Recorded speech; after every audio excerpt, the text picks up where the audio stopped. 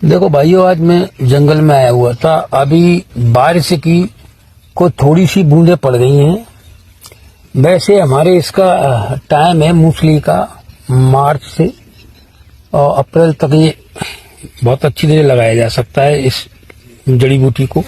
ये मूसली है, सफेद मूसली, जानते हैं आप सफेद मूसली? ये देखिए अभी ये जंगल में निकल रही है। ये देखो ये पौधा है ये। अब आप जानती हैं सफेद मूसली हमारे शरीर के लिए कितनी ताकतवर है। कमजोर लोगों को खून बढ़ाने के लिए और घुटनों के दर्द के लिए, शरीर की कमजोरी के लिए रामबाण है। आप देखिए, पहचान कर लीजिए। एक ये खड़ी है, देखो एक और दिखा रहा हूँ आपको। ये देखो ये खड़ी है, पत्ता ऐसा होता है।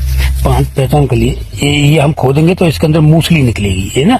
मैं आया था तो आप लोगों को दिखा दे रहा हूँ कि आपके एरिया में कहीं है तो खोद के निकाल ले आइए इसको और लाके छाया में सुखा लो, साफ करके छाया में सुखा लो। इसका पाउडर बना लो, इसमें से आधा आधा चम्मच दूध के साथ लेते रहेंगे।